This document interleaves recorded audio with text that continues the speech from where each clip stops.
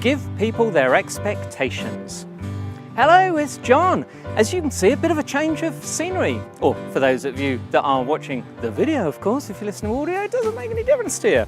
You hear a bit of music. I'm in Whistler. Whistler, British Columbia, beautiful British Columbia in Canada. The ski resort, but it's the summer. In actual fact, if you want to know exactly where I am at the bottom of Blackcomb Mountain, at the bottom of the Magic Chairlift, just by the West Coaster Slider, which is like a luge on metal, which I'm going to go and do again in a minute. It's fantastic, by the way. It's the whole Whistler resort in the summer is heaving with people, loads to do, and we're doing some PR work for them here. So we're here working. Yeah, really. Anyway, give them their expectations. That's my message for today. People get the wrong impression of what to expect. Now, you get complaints. People say it didn't arrive quickly enough. It wasn't in stock. The price was too high. There were extras were needed. However, that is simply a case of miscommunication. And it's, unfortunately, remember I say, like with everything else, it's your fault. You must give people their expectations. Otherwise, they'll decide for themselves. So, if you tell them you offer next day delivery, and they arrive on, they order it on a Friday, and Saturday it does not arrive, you can't say, well, surely you know that Saturday delivery is extra, or if you order after a certain time, it can't get on the truck. No, you have to explain. You have to explain it will arrive if you order before 2 o'clock or 3 o'clock, whatever the cutoff time is. It will arrive the next working day, not the next day. You can put a note on to say that, by the way, the next working day, not if it's a weekend, but don't expect them to look for that. Put it somewhere where they are informed. The best place to put it is actually in their receipt, in their your order is processed email. Simple as that. But people will complain if they didn't get what they expected. But if they got what they expected, they won't complain. If extras are needed, for instance, if you supply something it doesn't come with batteries, I mean, why would you do that? But if that's the case, when they get there, you know how annoyed we all are at Christmas when we get all the kids' toys out and there's no batteries? Why not put a big sign on the front, batteries not included? Or just give them the batteries. But make sure they are aware in advance on their receipt. Say, did you want to buy batteries? They are not included. Then they are aware. When they arrive, they can come back and buy some more and add it to the order. No problem, you can sort all that out.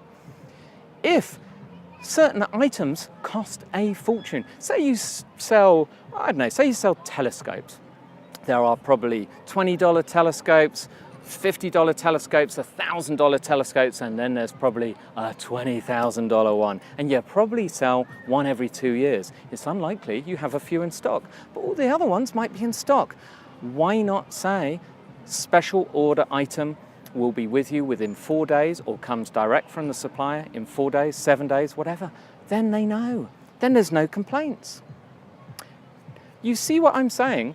You want to cut out complaints because quite often the place people complain, it's not to you, it's to their friends, to other people they may have recommended you to, they are then complaining. Or they could be complaining on social media and they may have reach. For example, and not showing off, just saying, I have, 22 or 23,000 followers on Twitter. If I complain, they can share that to their followers. That is a huge reach because full 22,000 actually read that and a few of them shared, and some of them have even bigger followings. Imagine.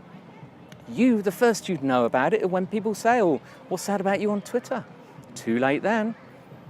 So preventative medicine, preemptive strikes. And also, it's great customer service. Why wouldn't you give people what they expect and tell them everything they need to know?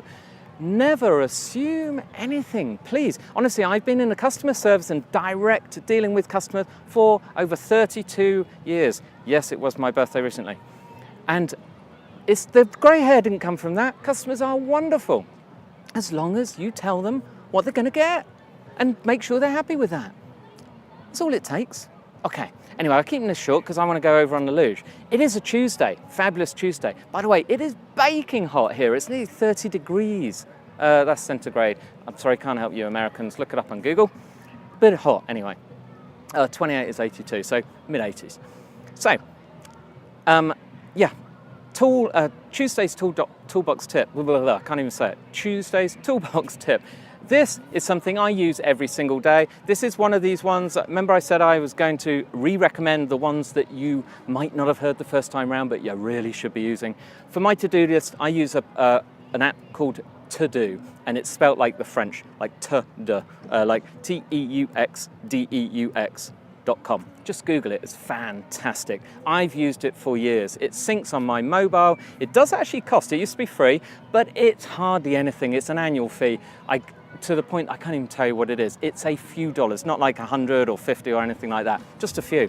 It's worth it. The way it syncs, the way it allows you to hide extras to drag them onto your to-do, the way it pushes stuff you didn't do onto tomorrow's, the way it gives you options to do other things, recurring tasks. Oh, brilliant. If you're not using it, if you are using just a phone's built-in app or an Excel or notes or something for your to-dos, don't. Use a dedicated app that is designed just to do that job.